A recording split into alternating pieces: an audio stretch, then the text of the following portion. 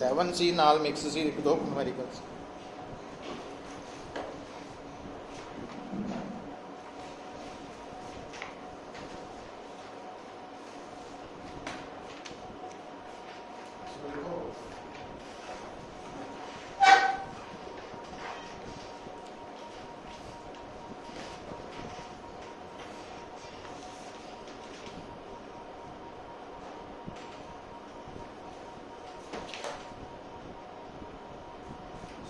Fourth unit,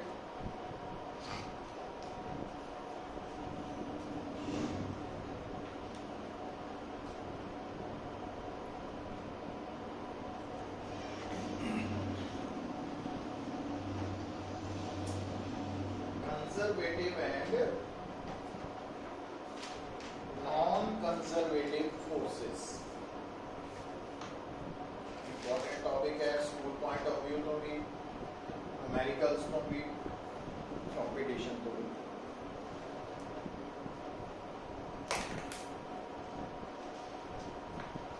देखो ਜਦੋਂ ਨਾ ਆਪਾਂ फोर्स की गल करते हैं,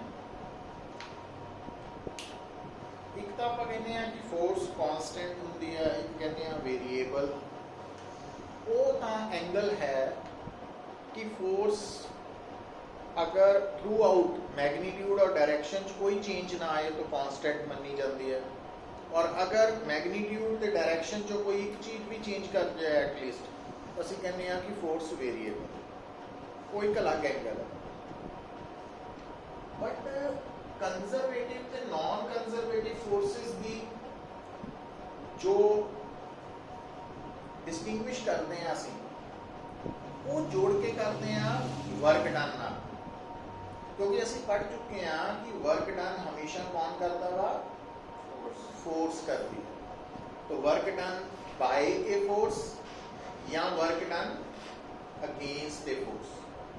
जे work done by force F कढ़ना एफ एस कॉस थीटा, तो J work done against force F कढ़ना minus F S cos theta, है ना। वो बेसिक फंडा ਆਪਾਂ पढ़िया।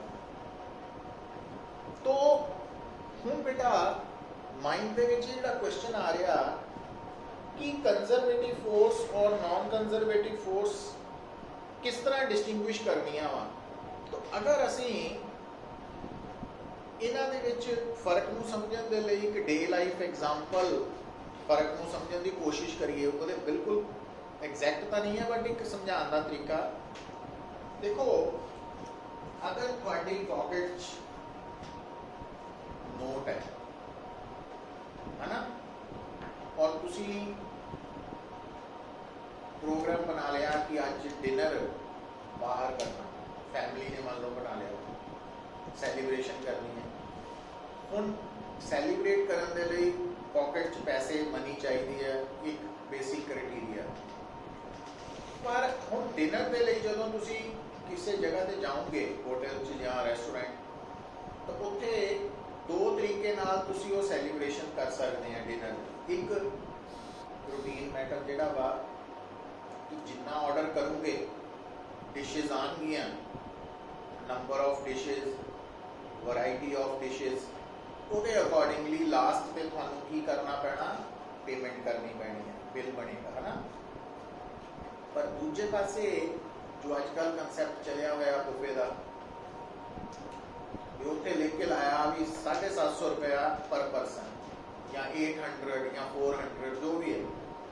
हुण ਉਹਦੇ ਵਿੱਚ डिशेज का कोई कंसर्न नहीं है भी तुसी उत्थे जाके एक डिश ਲਈ है कि सारियां टेस्ट कीतियां या सारियां दो बार कीतियां या 4 बार कीतियां, वो उन्हें फिक्स प्राइस ले लिया ना। तो मतलब कहता कि दोनों केसेस दे विच जिहड़ा फर्क आ रहा भी एक केस च नंबर ऑफ डिशेज डिसाइड कर रही हैं, वैरायटी ऑफ डिशेज डिसाइड कर रही हैं कि वर्क कितना होएगा या पेमेंट कितनी करनी पएगी। दूजे पासे पेमेंट करने के लिए फिक्स अमाउंट है भी 750 पर परसन पे करो, चाहे वो कोई कुछ चीज़ खाता वा या सारियां ही खा जाता वा, वो मैटर नहीं करता। तो उसी तरीके नाल आपां इत्थे इनू फर्क नूं समझना वा। तो उहदे लई डेफिनेशन लिखो, तुसीं पहला लिखो conservative force.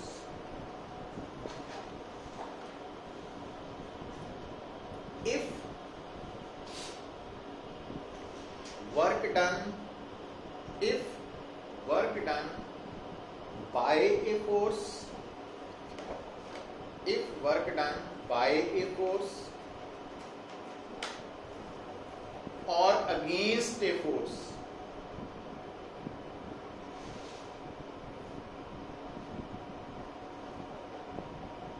depends only on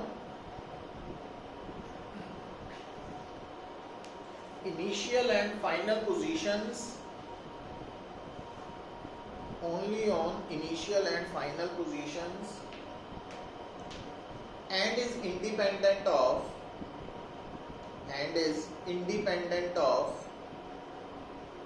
path followed,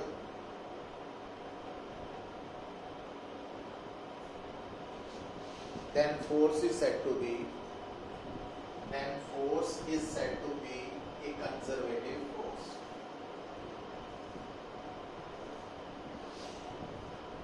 मतलब अगर किसी फोर्स ने वर्क किया है या किसी फोर्स के अगेंस्ट वर्क होया, अगर वो पाथ पे डिपेंड ना करे, सिर्फ इनिशियल और फाइनल पोजीशंस पे ही करे, तो उन्होंने कंजरवेटिव फोर्स कहते हैं। और यदि एग्जांपल्स को तो लिख लो, याद भी रखनी है, प्रूव भी करना। तो ग्रेविटेशनल फोर्स और ग्रेविटी, है ना,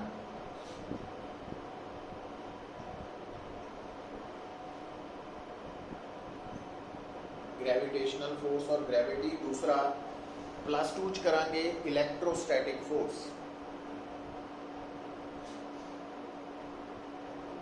तीसरा +1 च पढ़ी जाएगी इलास्टिक फोर्स, ब्रैकेट च लिख लियो रीस्टोरिंग फोर्स, इलास्टिक फोर्स।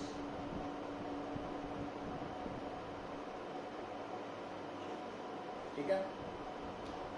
तो दूसरी हेडिंग लिखो non conservative force.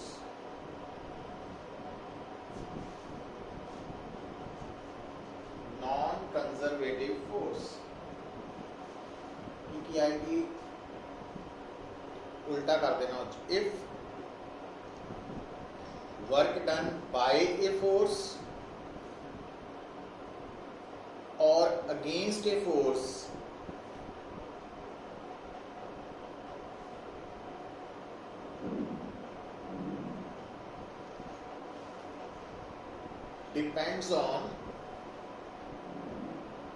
depends on path followed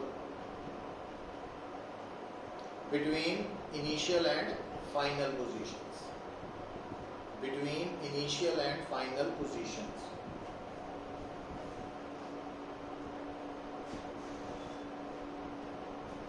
then force is called non-conservative force।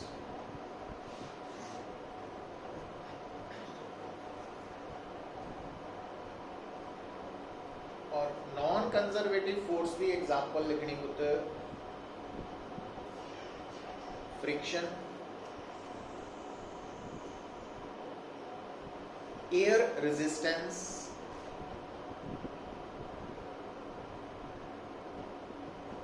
Viscous force, VISCOUS,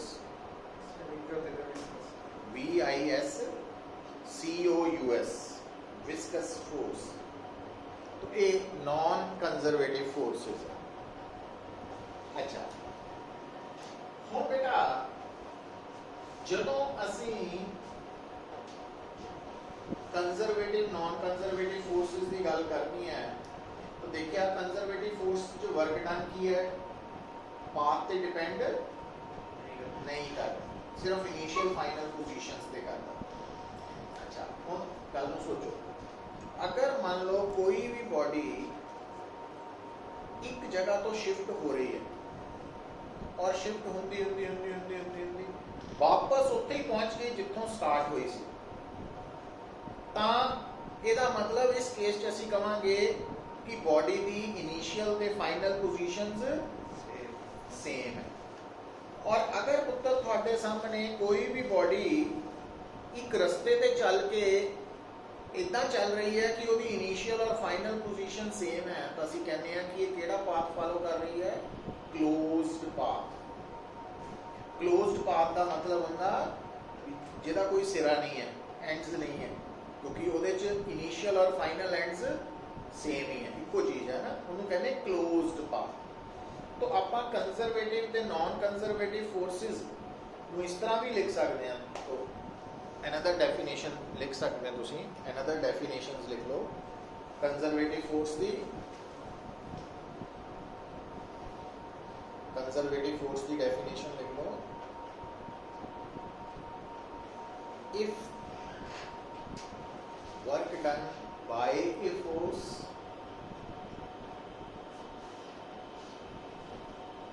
or against a force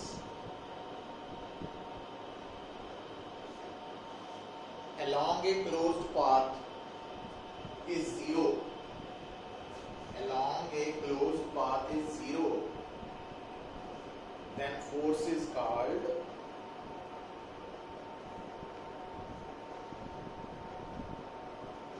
conservative force।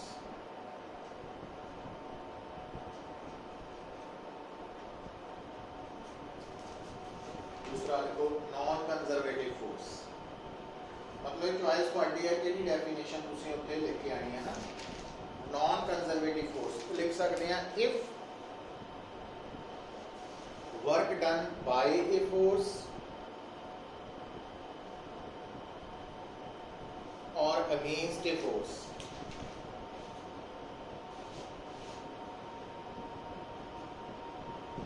along a closed path is non-zero,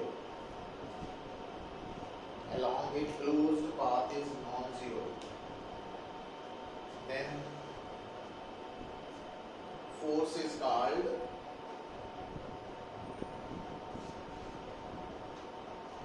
non-conservative force।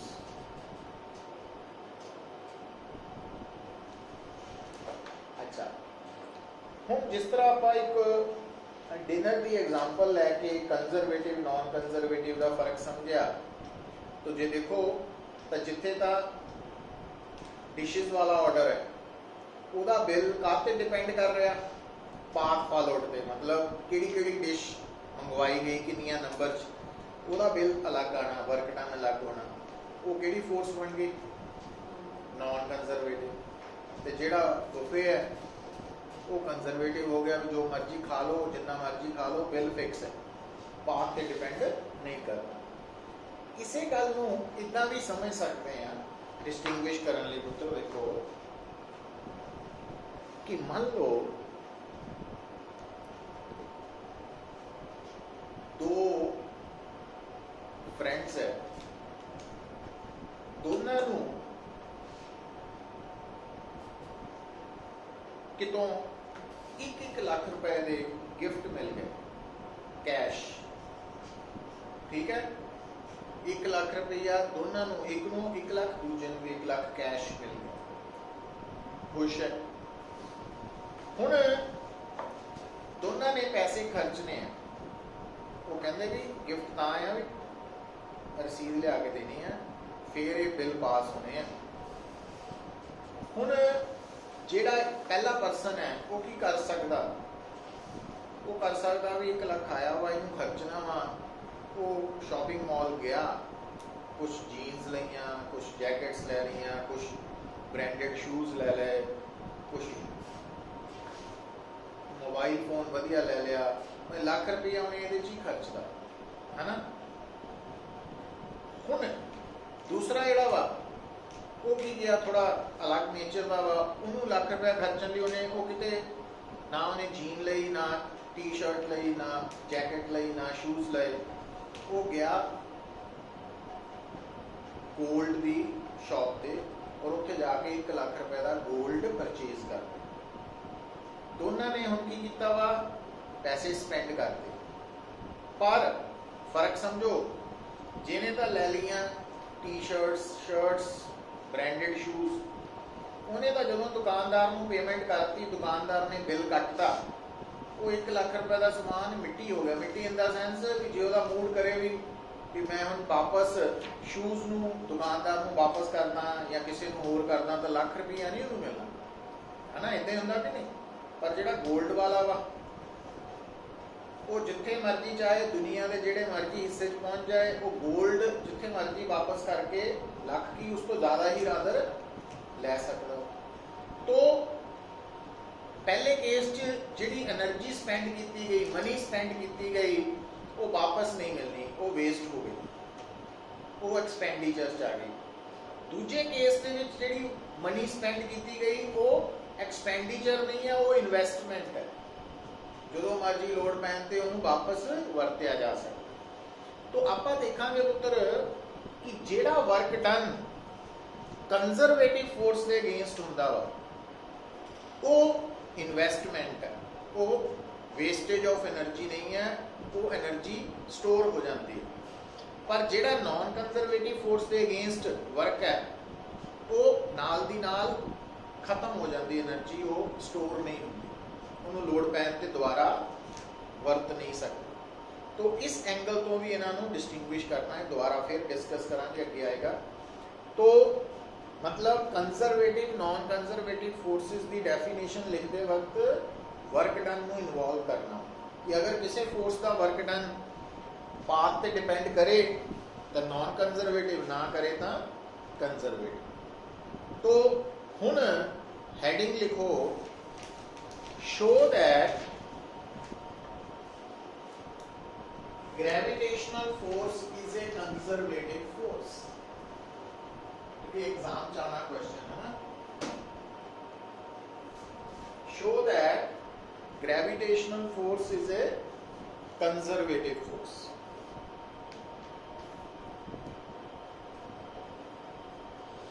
हम बेटा generally on the surface of earth दिमाग च रखो हमेशा, पहले भी दसिया अर्थ के सरफेस से जो बॉडी के ग्रेविटेशनल फोर्स लग रही है वो वेट ऑफ बॉडी के नाल रिप्रेजेंट हो, किसी भी बॉडी का वेट एक्चुअली की है उस बॉडी पे लगन वाली ग्रेविटेशनल फोर्स, ठीक है।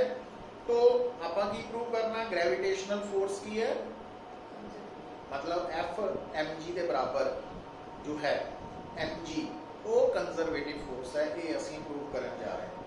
तो वो तुसीं की करो, आ बनाओ एक डायग्राम। तो एज्यूम कर लो बेटा कि आ एक बॉडी है जिसका मास स्मॉल एम है। अगर बॉडी का मास स्मॉल एम है तो उसका वेट की होएगा, किधर नो हमेशा नीचे, है ना। तो एम जी वेट भी कह सकते हैं, फोर्स ऑफ ग्रेविटी भी कह सकते हैं, ग्रेविटेशनल फोर्स भी कह सकते हैं। हम तुसी मान लो इस फोर्स, इस बॉडी नो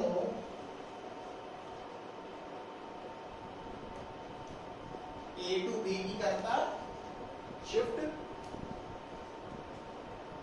तो बॉडी की डिस्प्लेसमेंट कितनी हो रही है ए to B, H.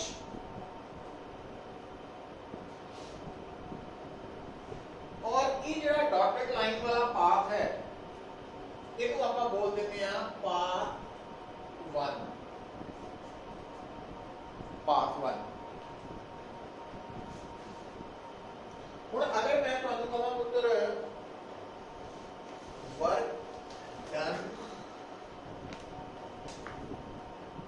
Against gravity, gravity लिख लो, ग्रेविटेशनल फोर्स लिख लो, work done against gravity by नहीं, तो work done against gravity to shift body from A to B along path 1, work done करने लगे केड़ी फोर्स का, mg का।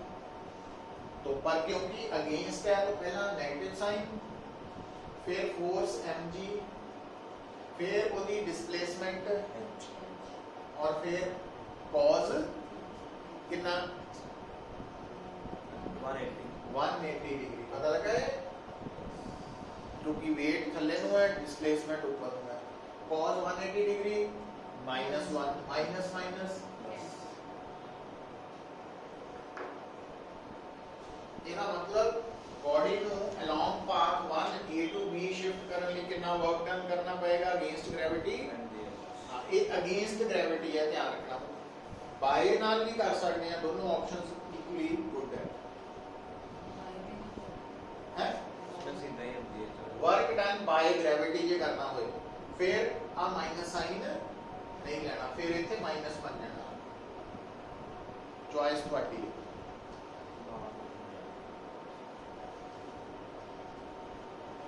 अच्छा ਹੁਣ ਪੁੱਤਰ ਅਸੀਂ बॉडी ਨੂੰ ਇੱਥੋਂ ਕਿੱਥੇ ਸ਼ਿਫਟ ਕੀਤਾ ਵਾ A to ਸਿੱਧੇ ਲੈ ਗਏ ਸੀ ਨਾ, ਪਰ ਅਸੀਂ ਕਹਿੰਦੇ ਨਹੀਂ, ਅਸੀਂ ਕੀ ਕਰੀਏ ਪਹਿਲਾਂ ਬॉडी ਨੂੰ A ਤੋਂ C ਲੈ ਕੇ ਜਾਈਏ, ਫਿਰ बॉडी ਨੂੰ C ਤੋਂ D ਲੈ ਕੇ ਜਾਈਏ, ਫਿਰ बॉडी ਨੂੰ D to E ਲੈ ਜਾਈਏ, फिर बॉडी ਨੂੰ E to F ਲੈ ਜਾਈਏ, और ਉਸ ਤੋਂ ਬਾਅਦ ਫਿਰ ਆਪਾਂ ਇਹਨੂੰ P ਤੇ ਲੈ ਜਾਈਏ। तो C ਤੋਂ D डिस्प्लेसमेंट कितनी है? A to C ਆਪਾਂ ਕਰ ਦਿੰਦੇ ਆ S1, D to E S2, S3 S3 लिख दो, कोई फर्क। अच्छा हम दोबारा देखो, और अगर मैं ਤੁਹਾਨੂੰ ਕਹਾਂ calculate work done against gravity to shift body from A to B along path 2, आ हरे वाला पाथ की है 2 अलग रास्ता है, पर दोनों रास्ते इनिशियल और फाइनल पोजीशंस की है सेम है। हम देखो बेटा,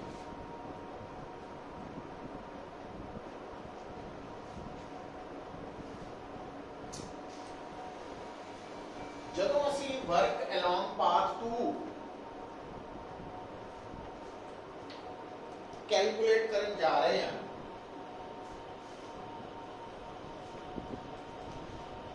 ਅਸੀਂ ਕੀ ਦੇਖਦੇ ਹਾਂ ਕਿ ਜਿਹੜਾ ਪਾਥ 2 ਹੈ ਨਾ, ਇਹਦੇ ਵਿੱਚ ਆਪਾਂ ਇੱਕ ਤਾਂ ਵਰਕ ਕੈਲਕੂਲੇਟ ਕਰ ਸਕਦੇ ਹਾਂ A to C, ਫਿਰ C to D, ਫਿਰ D to E, ਫਿਰ E to F, फिर F to B। मतलब along path to work ਕਰਨ ਲਈ ਅਸੀਂ path ਨੂੰ different fragments ਚ ਅਲੱਗ ਟੁਕੜਿਆਂ ਚ डिवाइड करके देख रहे हैं।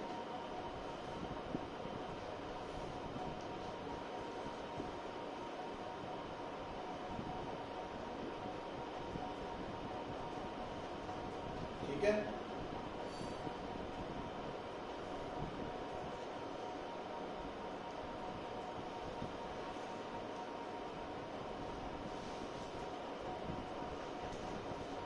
क्योंकि बेटा ਅਸੀਂ कैलकुलेट कर रहे हैं वर्क डन अगेंस्ट, इस करके ਜਿਹੜਾ A to C है वर्क डन को माइनस का लिखता पहला, फिर फोर्स mg लिख ली, पर डिस्प्लेसमेंट की है और एंगल 270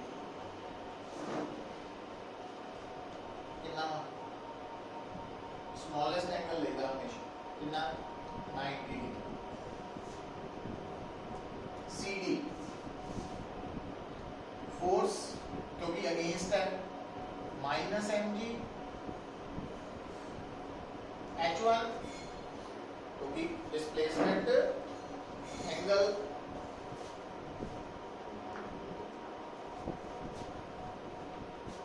हो गया कैलकुलेट, दो वर्क डन, डिस्प्लेसमेंट h1 ऊपर है, वेट हमेशा थल्ले नहीं रहना, तो एंगल तीसरे ला लो DE minus mg S2 cos 90 degree, क्योंकि S2 हॉरिजॉन्टल है ना, फोर्थ माइनस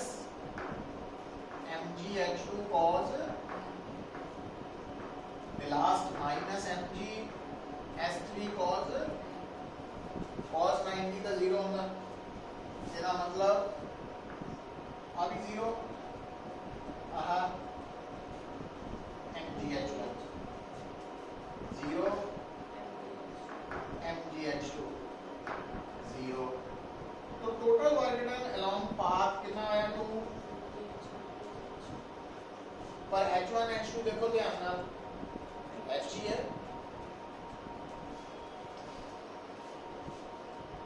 तो it means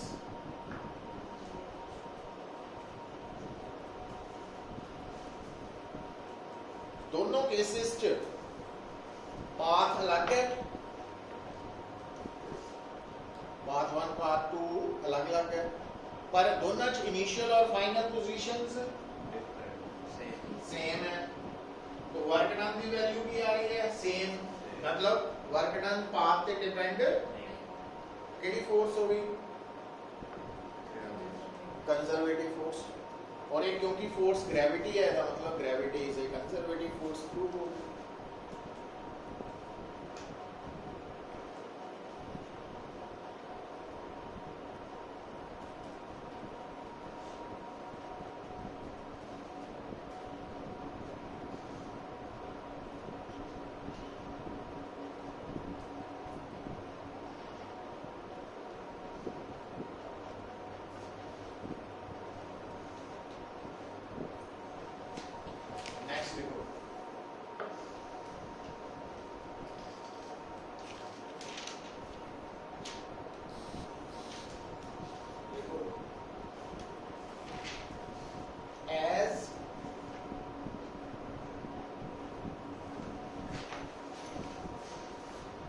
W1 is equal to W2 है ना,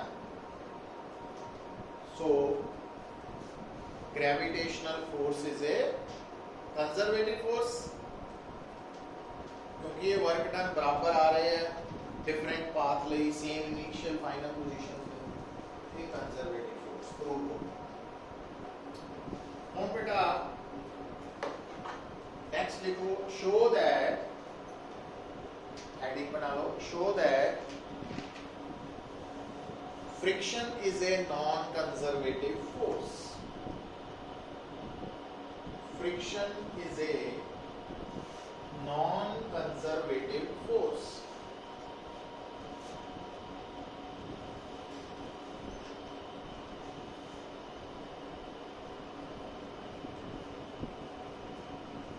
Friction is a non-conservative force। तो non-conservative force का वर्क डन पाथ पे डिपेंड करता वा, और non-conservative force का work done along closed path की हुंदा जीरो के नॉन जीरो, देखो है ना। ਹੁਣ ਆਪਾਂ ਇੱਥੇ ਪ੍ਰੈਫਰ ਕਰਾਂਗੇ ਇਹ ਗੱਲ ਨੂੰ ਪ੍ਰੂਵ ਕਰਨ ਲਈ ਕਿ ਜੋ work done by conservative force है, सॉरी फ्रिक्शनल फोर्स है, वो नॉन जीरो है। तो देखो ਇਹਦੇ ਲਈ ਆਪਾਂ डायग्राम बनाने हैं पुत्र, एक हॉरिजॉन्टल सरफेस जो कि रफ है, रफ लिखने का मतलब फ्रिक्शन है, और एक बॉडी है जिसको असी शिफ्ट कर रहे हैं फ्रॉम ए टू बी। ये सिर्फ ए टू बी शिफ्ट किया, फिर वो क्लोज्ड पाथ नहीं है। तो आप इस बॉडी को पहला ए तो बी शिफ्ट करके वापस बी टू ए ले आए, केड़ा पाथ हो गया, क्लोज्ड पाथ। पहला डायग्राम बना लो,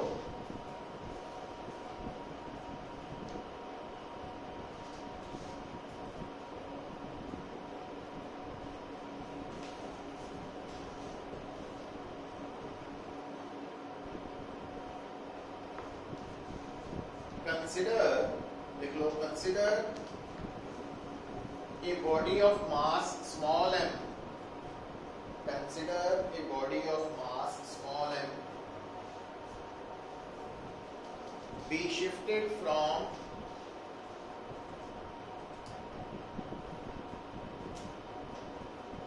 A to B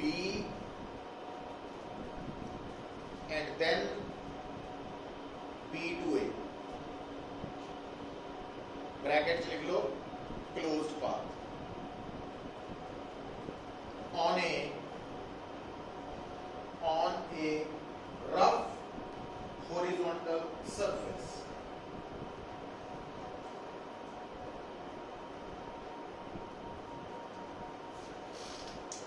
Therefore,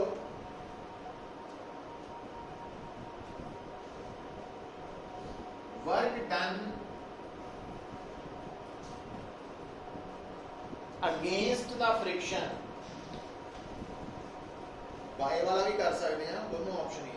Work done against the friction from A to B to A. A तो पहला B, B तो A. कितने बराबर होएगा? तो देखो, हम सोचो, ਜਦੋਂ ਅਸੀਂ ਵਰਕ ਕੱਢਣਾ ਅਲੋਂਗ ਕਲੋਜ਼ਡ ਪਾਥ, तो ਅਸੀਂ इस डायग्राम ਦੇ दो पार्ट्स कर देने हैं. पहला A to B सेपरेट करता, फिर B to A सेपरेट करता, अलग कर. ठीक है. और ਜਦੋਂ body A to B shift हो रही है, फ्रिक्शन किधर को है? इस तरफ बॉडी इधर जा रही है और डिस्प्लेसमेंट शो करती बेटा S. तो S डिस्प्लेसमेंट का मैग्नीट्यूड हो गया, डायरेक्शन. तो जबकि जो body B to A shift होएगी, फ्रिक्शन किधर को लगेगी? इधर लगेगी. डिस्प्लेसमेंट S ही रहेगी, पर इस तरफ है ना. मतलब दोनों केसेस च F और S ਦੇ ਵਿੱਚ एंगल ਕੀ रहेगा? 180 डिग्री. तो cos 180 डिग्री माइनस. ਹੁਣ ਇਹ ਜਿਹੜਾ ਵਰਕ ਹੈ A to B, फिर वर्क है B to A, ये दोनों मिला के टोटल वर्क गया अलोंग क्लोज्ड पाथ. अच्छा, पर ये वर्क डन बाय नहीं है, अगेंस्ट है. इनको कितना लिखा है पुत्र? माइनस Fs cos 180 डिग्री, और इतने भी लिखा है माइनस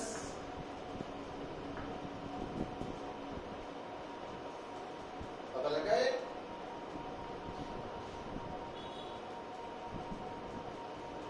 माइनस क्यों आया? अगेंस्ट है.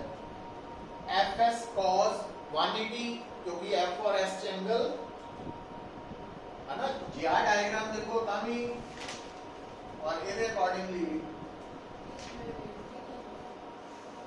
ਵਰਕ ਡਨ ਕਿਹੜੀ ਫੋਰਸ ਦਾ ਕੱਢਣਾ? ਜਿਹੜੀ ਫੋਰਸ ਦਾ ਜਾਂ ਜਿਹੜੀ ਫੋਰਸ ਦੇ ਅਗੇਂਸਟ ਕੱਢਣਾ, ਉਹ ਵਾਲੀ ਫੋਰਸ ਇੰਕਲੂਡ ਕਰਨੀ.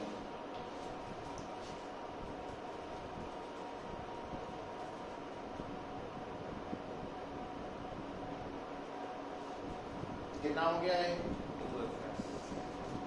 Fs plus Fs is equal to 2Fs greater than 0 आ गया ना. greater than 0 मतलब नॉन जीरो ही है.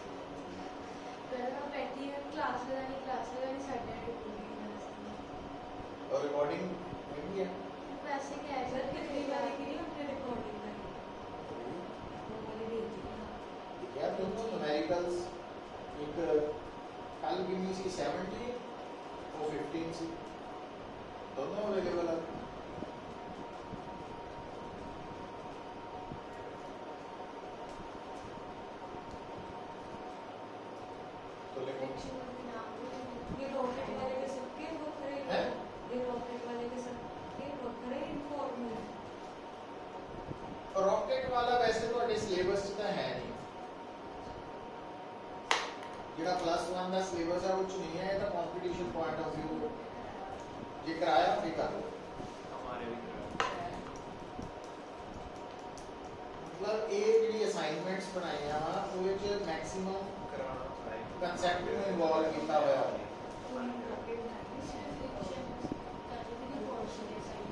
इसमें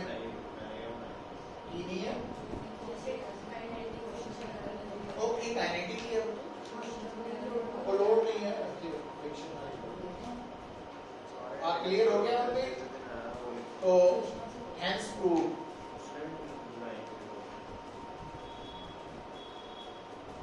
क्योंकि आपका प्रूव करता है ना work done against friction along closed path zero नहीं आया, इट मींस नॉन कंजर्वेटिव। तो ये दोनों का टेस्ट सुन लो हम, क्योंकि एग्जाम च आने हैं दोनों आर्टिकल्स श्योर है, इन्हों का कल शॉर्ट टेस्ट दे दो दोनों का आंदे ही शॉर्ट टेस्ट पुत्र प्रेफर कर लो, नहीं तो मुश्किल आएगी एग्जाम्स।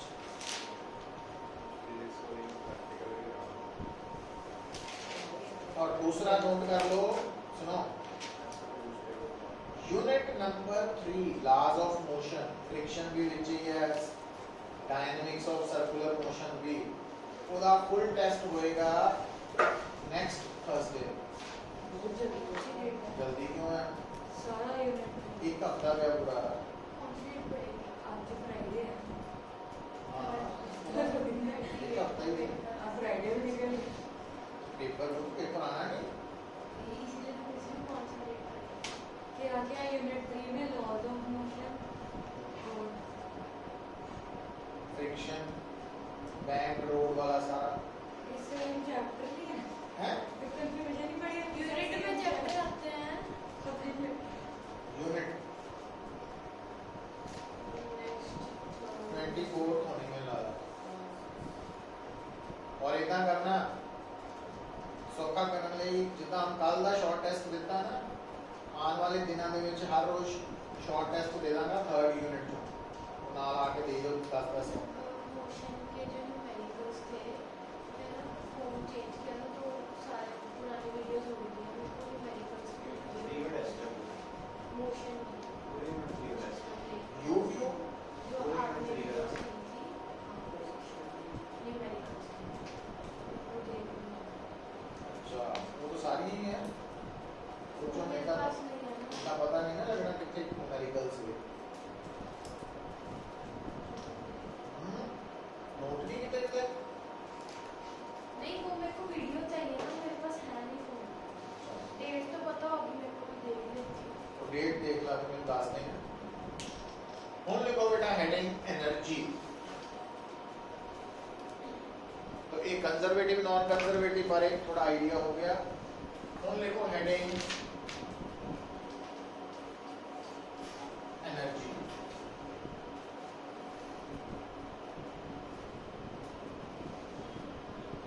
सो एनर्जी ਨੂੰ ਅਸੀਂ डिफाइन करते हैं, लिख लो it is defined as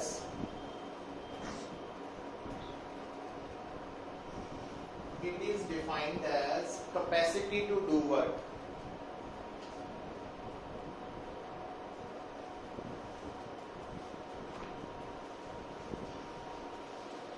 ninth class दसी जाती है ना डेफिनेशन। और क्योंकि बेटा विदाउट एनर्जी वर्क पॉसिबल नहीं है, तो इस करके energy the same SI unit है जो वर्क का वा। तो लिख low energy is a scalar quantity, क्योंकि एनर्जी काइंड ऑफ वर्क है, एनर्जी तो वर्क तो एनर्जी मिल सकती है। SI यूनिट ऑफ एनर्जी की है जूल, स्केलर क्वांटिटी है, SI यूनिट जूल है, CGS यूनिट अर्ग है, 1 जूल 10⁻⁷ अर्ग के बराबर है। अच्छा पर एक गल नोट करो, क्योंकि एनर्जी इक्विवेलेंट टू वर्क है, तो वर्क क्योंकि पॉजिटिव नेगेटिव जीरो हो सकता है, इस करके energy can also be positive negative और जीरो। एनर्जी भी पॉजिटिव नेगेटिव जीरो हो सकती है।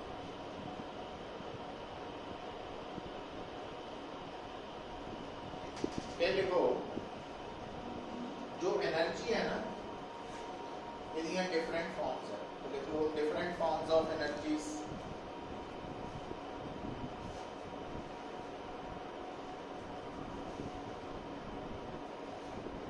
जिस तरह काइनेटिक एनर्जी है, कॉमा पोटेंशियल एनर्जी है, कॉमा हीट है, साउंड एनर्जी है, लाइट एनर्जी है, न्यूक्लियर एनर्जी है,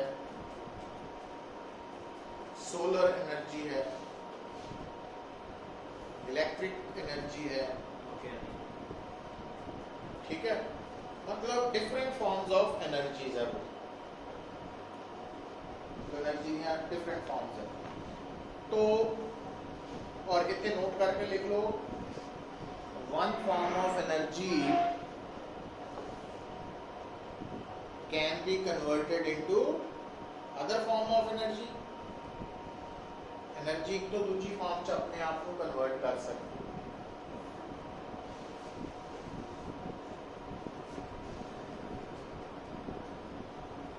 ठीक है। पर हुण जिहड़ी गल समझनी है, एक है एनर्जी, एनर्जी के विच कुछ एनर्जीज तो मैं लिखाती हैं, इस तो इलावा भी आप नोट कर सकते हैं, पर हुण जो एनर्जी की गल करन लगे ना, लिखो mechanical energy.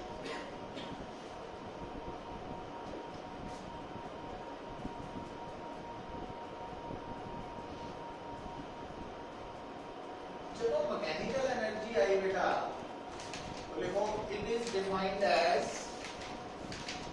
Mechanical energy, it is defined as sum of kinetic energy and potential energy, sum of kinetic energy and potential energy। तो मैकेनिकल एनर्जी, और इस फार्मूला की मैकेनिकल एनर्जी है, K काइनेटिक एनर्जी का सिंबल है और U potential energy का symbol है।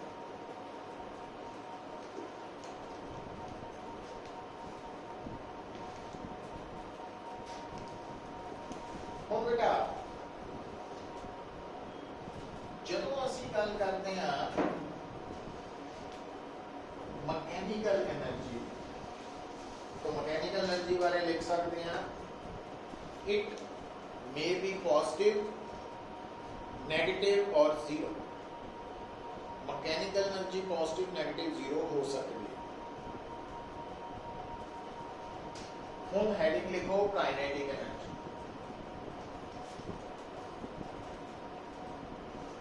काइनेटिक एनर्जी, तो काइनेटिक एनर्जी है, it is the energy possessed by body by virtue of its motion।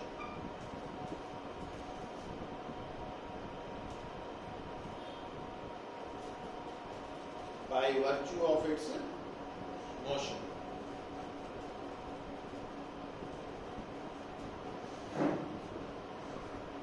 ठीक है। और काइनेटिक एनर्जी का फार्मूला V स्क्वायर,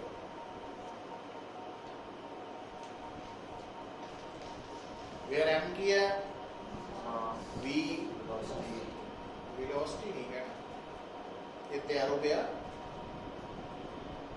एरो नहीं ना है, स्पीड है। काइनेटिक एनर्जी वेलोसिटी पे नहीं डिपेंड करती, स्पीड पे करती है, मतलब वेलोसिटी पे सिर्फ मैग्नीट्यूड पे करती है, डायरेक्शन पे नहीं। ये गल पॉइंट करनी,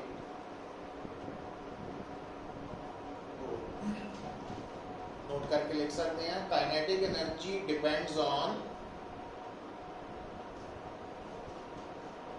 नंबर 1 मास ऑफ बॉडी, जितना ज्यादा मास उतनी ज्यादा kinetic energy.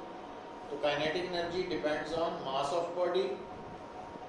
Number 2 speed of body, speed of body और मैग्नीट्यूड ऑफ वेलोसिटी ओनली।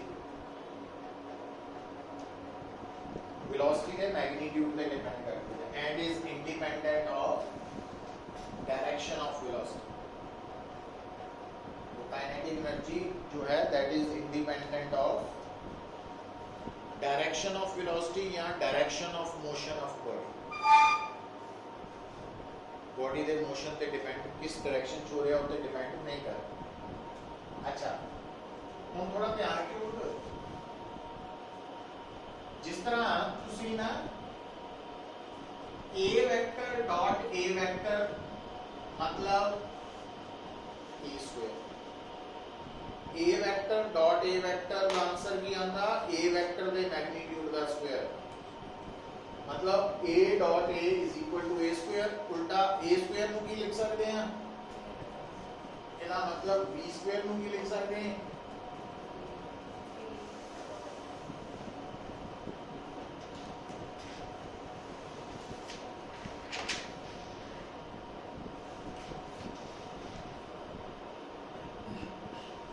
इतना भी लिख सकते ਹੁਣ बेटा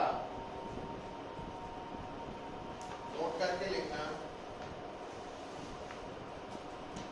जिस तरह आप लिख रहे हैं ना कि मैकेनिकल एनर्जी पॉजिटिव भी हो सकती नेगेटिव भी जीरो भी उतना ही लिखो नोट करके kinetic energy can never be negative kinetic energy negative कभी नहीं हो सकती उसका जवाब बड़ा साफ है क्यों क्योंकि बेटा हाफ पॉजिटिव नंबर ये है 1/2 मास कभी भी नेगेटिव हो नहीं सकता स्क्वायर भी कभी नेगेटिव नहीं हो सकता रियल नंबर का कॉम्प्लेक्स का हो जाता रियल नंबर्स मेरा मतलब काइनेटिक एनर्जी कभी भी नेगेटिव नहीं हो सकती क्लियर अब देखो relation between kinetic energy and linear momentum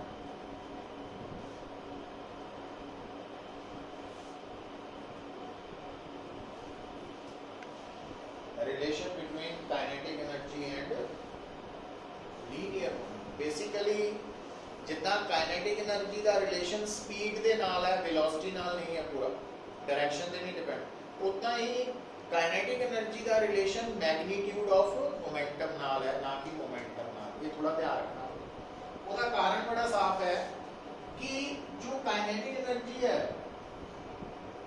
वो स्पीड पे डिपेंडेंट है पर मोमेंटम वेलोसिटी डिपेंडेंट मतलब momentum speed plus direction of motion दोनों पे डिपेंड करती है मतलब वेलोसिटी पे डिपेंड करती है जबकि काइनेटिक एनर्जी करनी स्पीड पे करती है काइनेटिक एनर्जी स्केलर क्वांटिटी है मोमेंटम वेक्टर क्वांटिटी ਹੁਣ ਜਦੋਂ ਅਸੀਂ ਇਹ ਕਲੈਰਿਟੀ ਲੈ ਕੇ ਚੱਲਾਂਗੇ ਤਾਂ ਸਾਨੂੰ ਕਈ ਗੱਲਾਂ ਦੇ ਆਨਸਰ ਬੜੇ ਆਸਾਨੀ ਨਾਲ ਮਿਲ ਜਾਂਦੇ ਆ ਪੁੱਤਰ ਜਿੱਦਾਂ ਮੈਂ ਇੱਕ ਐਗਜ਼ਾਮਪਲ ਲੈ ਕੇ ਤੁਹਾਡੇ ਸਾਹਮਣੇ ਲਿਖ ਰਿਹਾ ਕਿ ਅਗਰ ਸਪੋਜ਼ एक particle uniform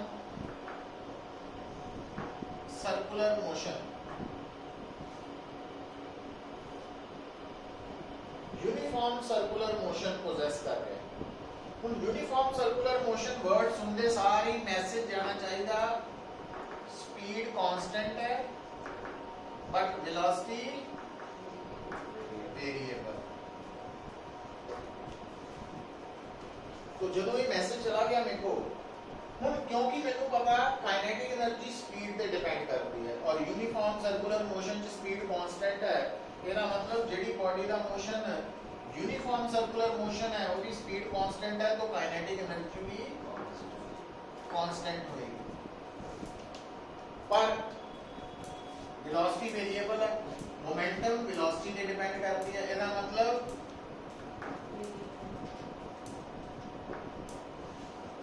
uniform circular motion च मोमेंटम वेरिएबल है काइनेटिक एनर्जी कांस्टेंट है और मोमेंटम वेरिएबल का कारण की है जिस तरह वेलोसिटी वेरिएबल का कारण डायरेक्शन का चेंज होना तो मोमेंटम वेरिएबल का कारण भी डायरेक्शन वेलोसिटी की डायरेक्शन और मोमेंटम की डायरेक्शन हमेशा सेम होती है याद रखना वेलोसिटी की डायरेक्शन मोमेंटम की डायरेक्शन ते बॉडी की डायरेक्शन ऑफ मोशन इको चीज है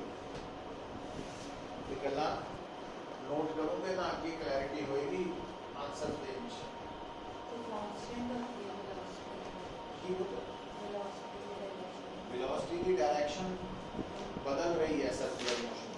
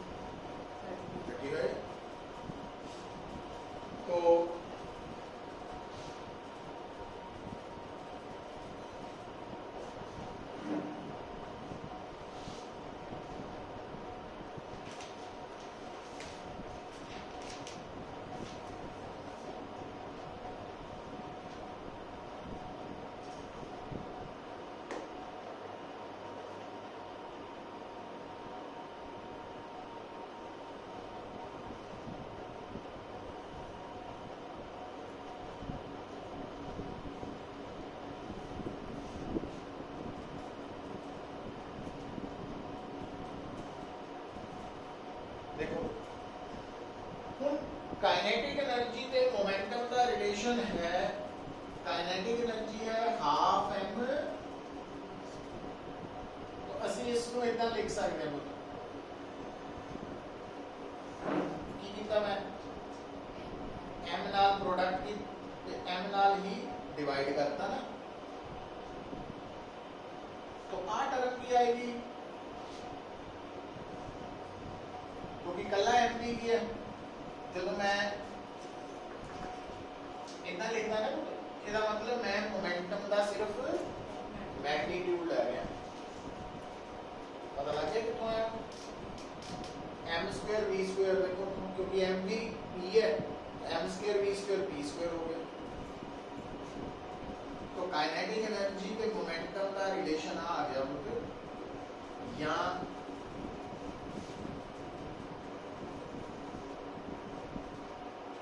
और ਇਹਦੇ ਬਿਹਾਫ ਤੇ ਇਸ ਰਿਲੇਸ਼ਨ ਦੇ ਬਿਹਾਫ ਤੇ ਆਪਾਂ ਨਾ ਯੂਨਿਟ ਨੰਬਰ 3 ਦੇ ਵਿੱਚ ਅਸਾਈਨਮੈਂਟ ਨੰਬਰ ਜਦੋਂ 4 ਡਿਸਕਸ ਕੀਤੀ ਸੀ ਉਹ ਸਾਰੀ ਇਹਦੇ ਤੇ ਬੇਸ ਸੀ। 3 ਅਸਾਈਨਮੈਂਟ ਨੰਬਰ 4 ਇਹਦੇ ਬਿਹਾਫ ਤੇ ਡਿਸਕਸ ਹੋਈ ਸੀ। ਇਹ ਬੜਾ ਇੰਪੋਰਟੈਂਟ ਰਿਜ਼ਲਟ ਹੈ, ਜਿੱਦਾਂ ਮੰਨ ਲਓ ਇਹਨੂੰ ਆਪਾਂ ਡਿਸਕਸ ਕਰਾਂਗੇ ਕੱਲ ਨੂੰ, इसको आगे कंटिन्यू करेंगे कल, तो आज इतने रुक जाने हैं। बाकी कल आते पुत्र शॉर्ट टेस्ट देखियो 5 मिनट तक आगे आएगी।